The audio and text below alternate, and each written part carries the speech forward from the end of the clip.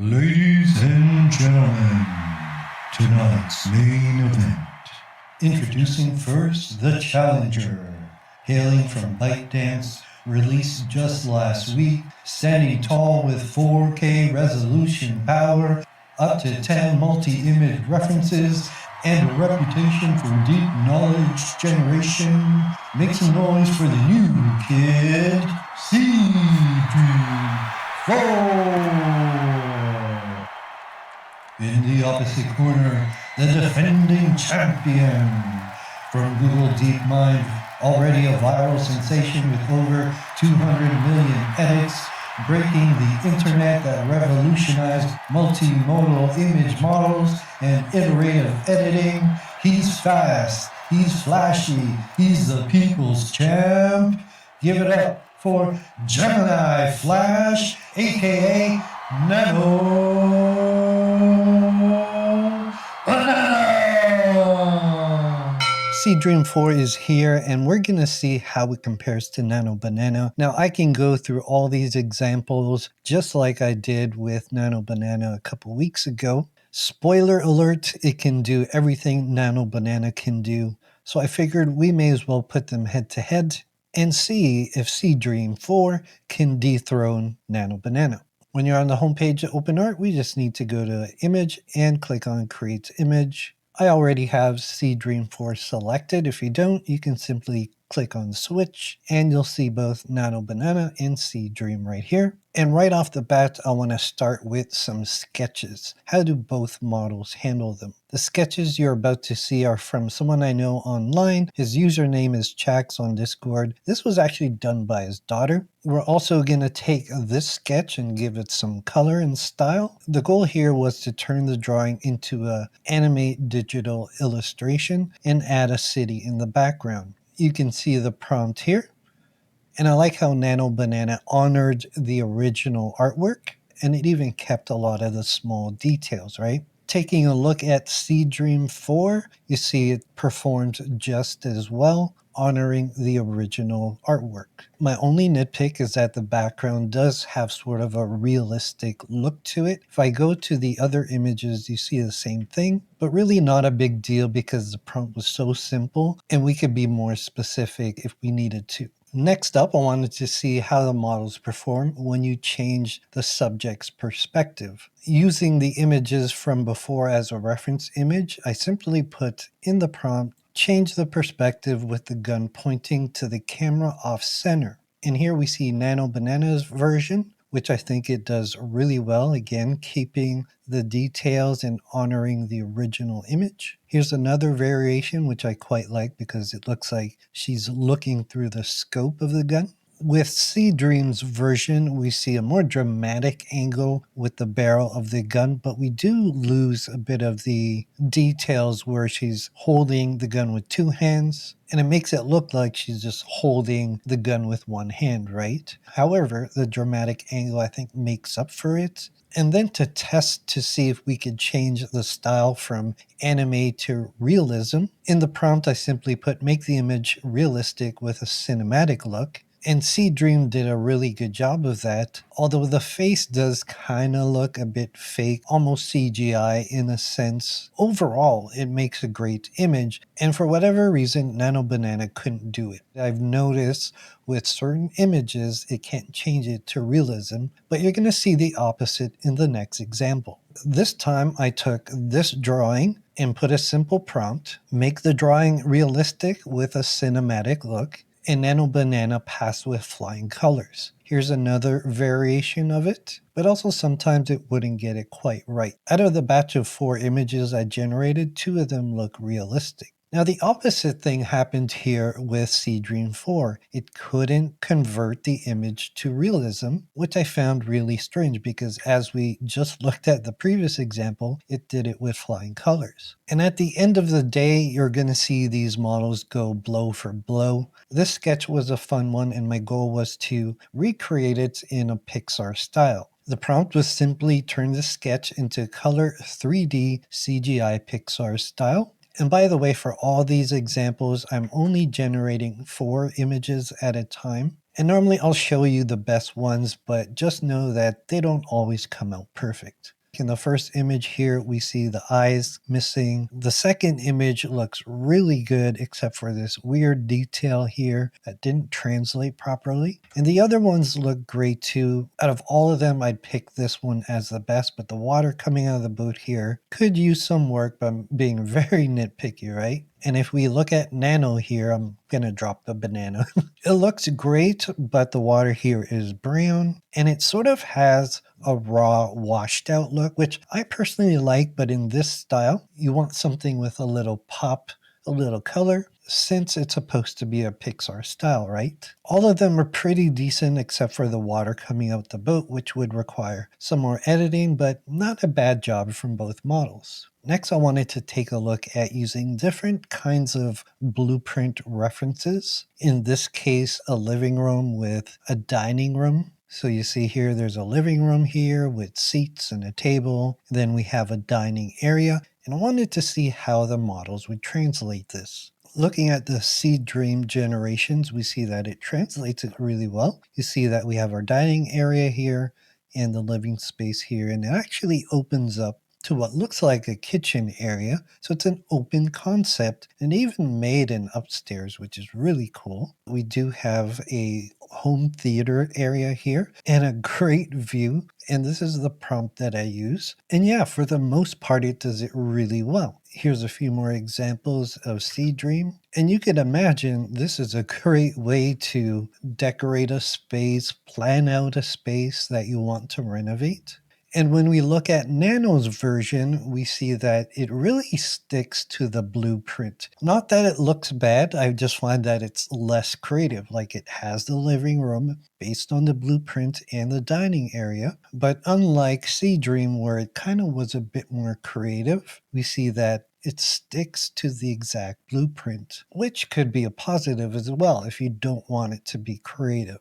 But overall, it kind of has that muted, washed out look, but still performs as expected. This was a fun one to do. I just prompted for a simple sketch of a landmass. This is the one I use for Nano Banana, and this is the one I use for Seedream. And in the prompt, it says to convert it into a fantasy map with all these various details. And for the most part, I think it did a really good job. It added these fancy details according to the prompt. You see the little villages here and gave it some color. And with Seedream 4, you see once again, it has a bit more creativity to it. Even in terms of color, you see the little villages here are a bit more prominent. The worn paper texture in the background looks very good. And it even got the compass right at the bottom corner. Let's step back a bit from using reference image and take a look at prompt adherence.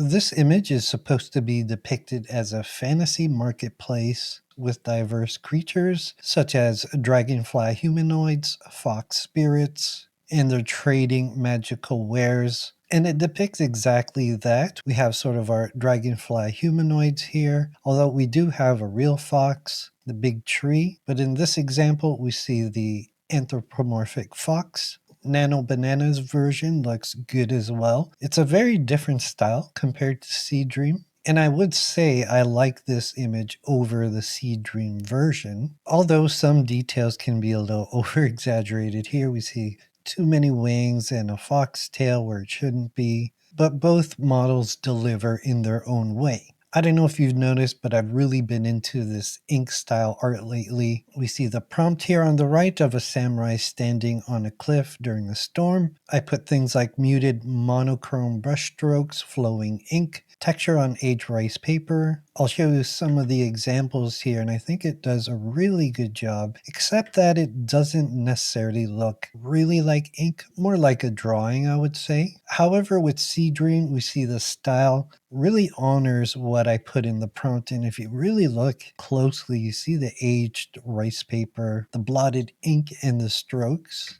It really honors that style in a good way. And I'd give the nod to Seedream for this particular style. Next, we have a top-down RPG scene of a wizard casting a spell with massive lightning with critical hits. You see the 9999 here, says critical. It's surrounded by a bunch of skeletons. And I can't help feel nostalgic. It reminds me of those days when I was younger where these style of RPG games were really popular.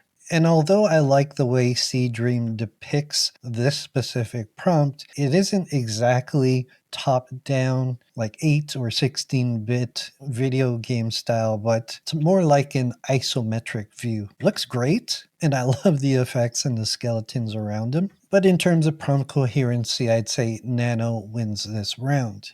In this next example, I wanted to mimic classic comic book styles with things like bold ink outlines, vibrant colors, halftone shading, dynamic action lines. With a speech bubble, this ends now. Nano's version does it very well, and I find when you just put superhero, it's always going to default to Superman. Not a big deal, but if you want to try a different superhero, you have to be more specific. I like how they put page 10, panel 3 here. Now, it wasn't always perfect. You see here the speech bubbles on this gargoyle, although it looks really cool. But here, again, we see the speech bubble going to the robot here, and it says the adventures of Captain Victory, although it looks like Shazam.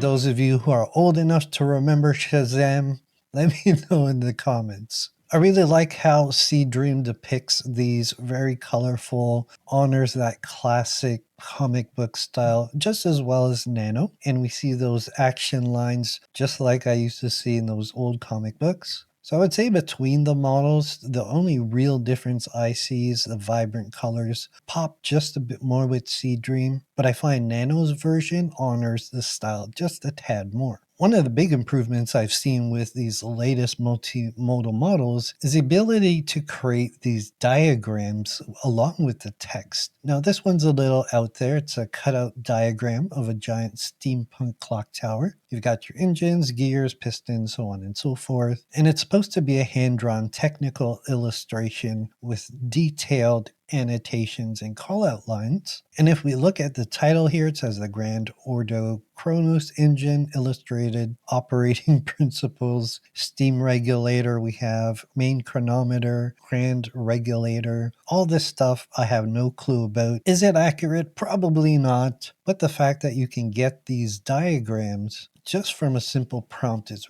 really fascinating to me. And if the text is wrong, you can always just do the diagram and do the text manually. Seedream's version, once again, looks a lot more illustrative, a lot more creative. Now here you can't really read the text, but in this one you can. Once again, I don't know the accuracy of it. The details in the graphics look really good. Very believable, I would say. This prompt I found fun and fascinating to do. It's just a glass sculpture of a phoenix on fire, suspended in a dark gallery space. The Seedream images look fantastic. I really like how this one came out and actually has some fire coming out of it. Seedream's prompt adherence is very good. Nano Banana's versions looked pretty good, but not exactly accurate as you can see in this one. And this was the only one that had the suspension cables. And the Phoenix here doesn't look that great. I think out of all of them, this one looked the best. Not exactly accurate. This little test I found super fascinating. With a simple prompt that just said create a step-by-step instruction guide on how to cook a Black Forest cake, complete with a list of ingredients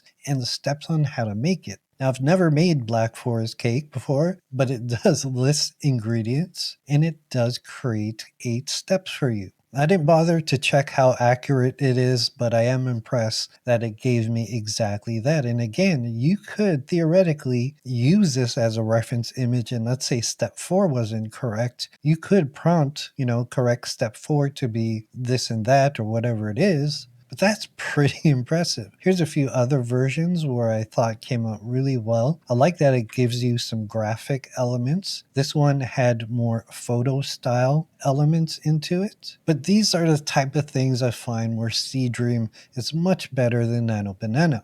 Whereas with Nano Banana, you see there is some text in some direction, but it doesn't make sense. And the text is cut off because natively Nano Banana currently is only 1:1, and we sort of did a hack with it. Still in beta, trying to improve it. Apparently Google's going to support different aspect ratios natively soon. But we can obviously see that this isn't a step-to-step guide, and here it just gave me the cake. So the cake looks great, but Seedream is the clear winner in this round. And then this time, I'm not going to show you this whole prompt here because all this is the ingredients for a Salisbury steak and the directions on how to make it. However, in the prompt, I didn't put anywhere that this was a Salisbury steak. And you'll notice here I started with make a dish with these ingredients, then name it with a caption on the bottom center. That's the only thing I put. And Seedream made the dish and it knew that it was a Salisbury steak with mushroom onion gravy. Here's a few more examples and it nailed every one of them. And Nano Banana did a great job too, but sometimes it got the spelling wrong.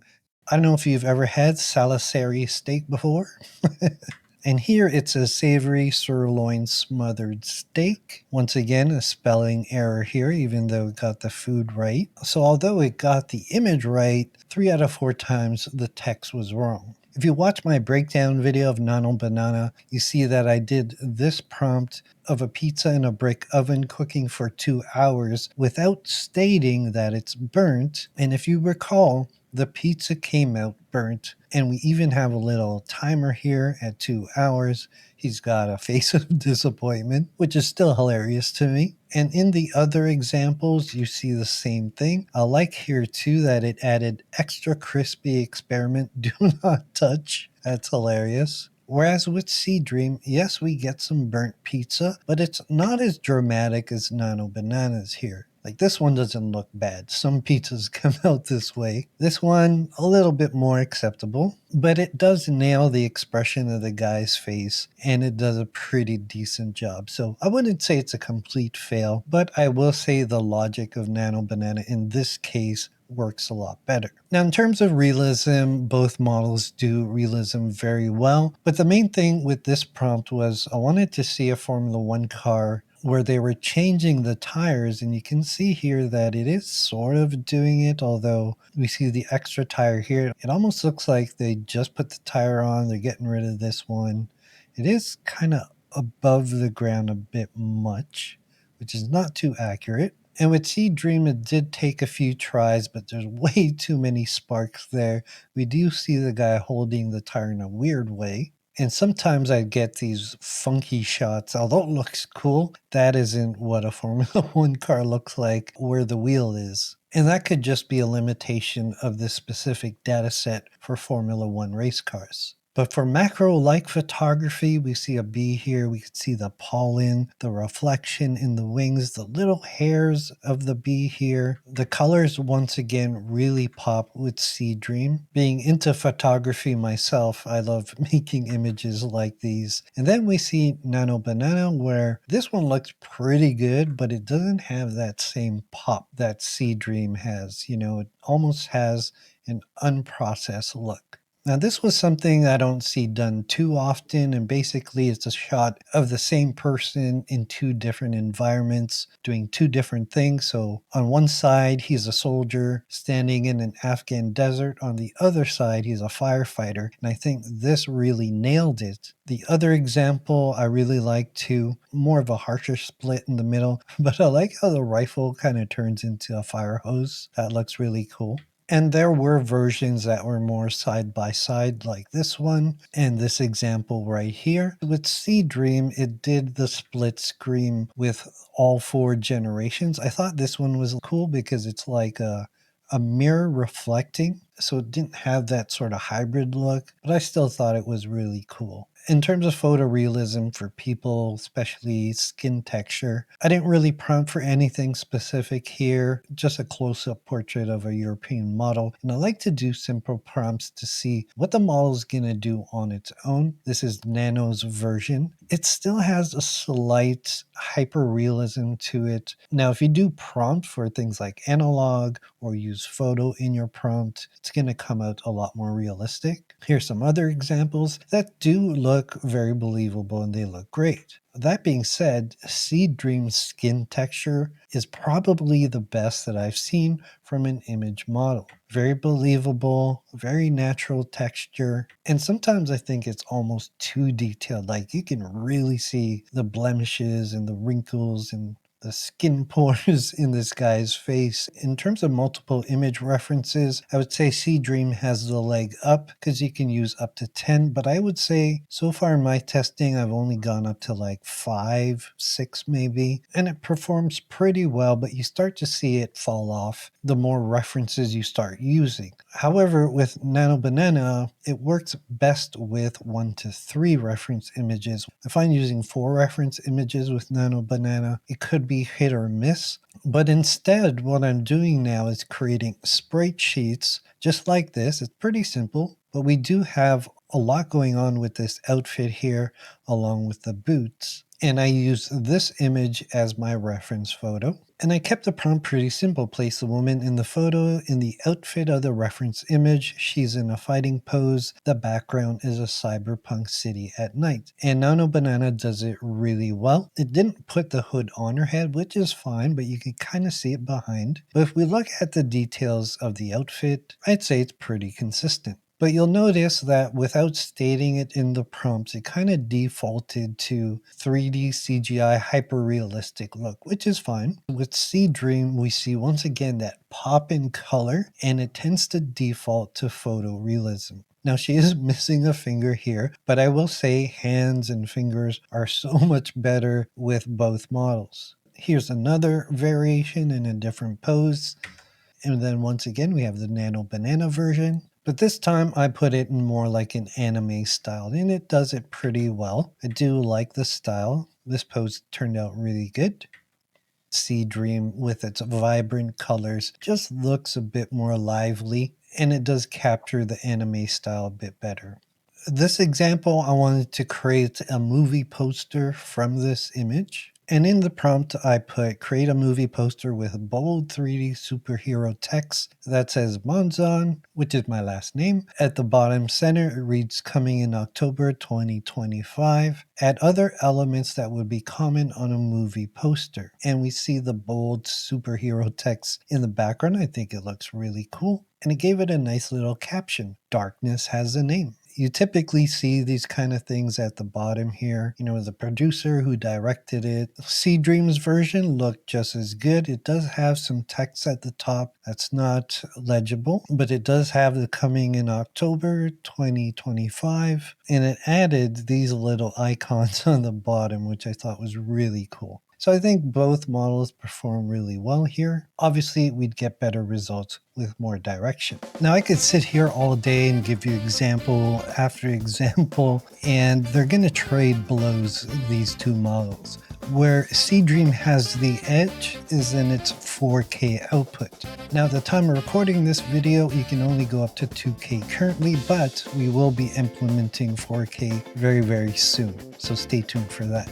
As I show you more examples on the screen, I will say, yes, it could do image editing. It handles complex prompts. You can do style transfer. It recognizes many styles. Character consistency is on point. Subject perspective, camera perspective, it can do all that. But what I want to know from you is what practical use cases would you want to know more of?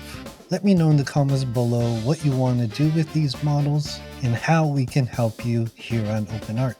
And if you want to dive deeper in what these models can do, check out this breakdown on Nano Banana that can be applied to Seedream as well. And until that next video, my friends, as always, happy creating.